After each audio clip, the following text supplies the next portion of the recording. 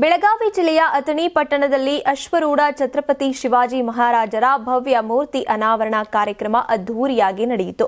ಐತಿಹಾಸಿಕ ಹಾಗೂ ಸಾಂಸ್ಕೃತಿಕ ಮಹತ್ವ ಹೊಂದಿರುವ ಈ ಕಾರ್ಯಕ್ರಮಕ್ಕೆ ಕರ್ನಾಟಕ ಮತ್ತು ಮಹಾರಾಷ್ಟ್ರದ ಹಲವು ಗಣ್ಯರು ಆಗಮಿಸಿ ವಿಶೇಷ ಮೆರುಗು ತಂದರು. ಶಿವಾಜಿ ಮಹಾರಾಜರ ಶೌರ್ಯ, ಸ್ವಾಭಿಮಾನ ಮತ್ತು ರಾಷ್ಟ್ರಭಕ್ತಿಯನ್ನ ಸ್ಮರಿಸುವ ನಿಟ್ಟಿನಲ್ಲಿ ಆಯೋಜಿಸಲಾದ ಈ ಕಾರ್ಯಕ್ರಮಕ್ಕೆ ಜನಸಾಗರವೇ ಹರಿದು ಬಂದಿತ್ತು. ಮೂರ್ತಿ ಅನಾವರಣ ಕಾರ್ಯಕ್ರಮದಲ್ಲಿ ವಿವಿಧ ಮಠಾಧೀಶರು ಭಾಗವಹಿಸಿ ಧಾರ್ಮಿಕ ವಿಧಿವಿಧಾನಗಳ ಮೂಲಕ ಕಾರ್ಯಕ್ರಮಕ್ಕೆ ಶುಭ ಕೋರಿದ್ದಾರೆ. ಭಕ್ತಿ ಭಾವ ಮತ್ತು ಸಂಭ್ರಮದ ವಾತಾವರಣದಲ್ಲಿ ನಡೆದ ಈ ಸಮಾರಂಭದಲ್ಲಿ ಶಿವಾಜಿ ಮಹಾರಾಜರ ಆದರ್ಶಗಳು ಇಂದಿನ ಯುವ ಪೀಳಿಗೆಗೆ ಪ್ರೇರಣೆಯಾಗಲಿ ಅನ್ನುವಂತ ಸಂದೇಶವನ್ನ ವಕ್ತಾರರು ನೀಡಿದ್ದಾರೆ. ಇನ್ನು ಕಾರ್ಯಕ್ರಮದಲ್ಲಿ ಸಚಿವರಾದ ಸಂತೋಷ್ ಲಾಡ್, ಸತೀಶ್ ಜಾರಕಿಹೊಳಿ, ಅಥಣಿ ಶಾಸಕ ಲಕ್ಷ್ಮಣ್ ಸವದಿ, ಬಸನಗೌಡ ಪಾಟೀಲ್ ಯತ್ನಾಳ್, ಮಧು ಬಂಗಾರಪ್ಪ, ರಮೇಶ್ ಜಾರಕಿಹೊಳಿ, ಮಾಜಿ ಶಾಸಕ ಮಹೇಶ್ ಕುಮಟಳ್ಳಿ ಸೇರಿದಂತೆ ಹಲವು ಗಣ್ಯರು ಭಾಗವಹಿಸಿದ್ರು. ಕೇಂದ್ರ ಸಚಿವ ಜ್ಯೋತಿರಾದಿತ್ಯ ಸಿಂಧಿಯವರು ಕೂಡ ಈ ಕಾರ್ಯಕ್ರಮದಲ್ಲಿ ಉಪಸ್ಥಿತರಿದ್ದು ಸಮಾರಂಭಕ್ಕೆ ಮತ್ತಷ್ಟು ಮಹತ್ವ ಹೆಚ್ಚಿಸಿದ್ರು.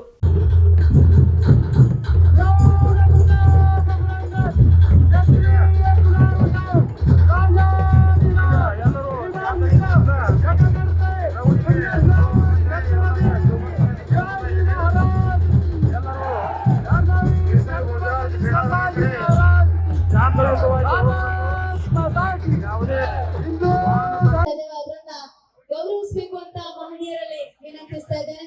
ನಮ್ಮ समाजात मुखंडರು ಹಿರಿಯರು आपल्या कार्यकर्त्यांना विनंती आहे, पटकन सन्मान चिन्ह घेऊन स्टेजवरती यायचं आहे.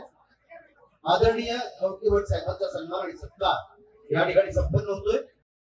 ನೀವು ಸಣ್ಣ ಆಗ್ಬೇಕಲ್ವಾ? ಅದು ಒಂದು ಉತ್ತಮ ಆಹಾರದಿಂದ ಸಣ್ಣ ಆಗ್ಬೇಕಲ್ವಾ? ಪ್ರತಿದಿನ ನಮ್ಮ ಜೀನಿ ಸ್ಲಿಮ್ ನ ಯೂಸ್ ಮಾಡಿ ಯಾವುದೇ ಸೈಡ್ ಎಫೆಕ್ಟ್ ಇಲ್ದಂಗೆ ನೀವು ಸಣ್ಣ ಆಗ್ತೀರಾ.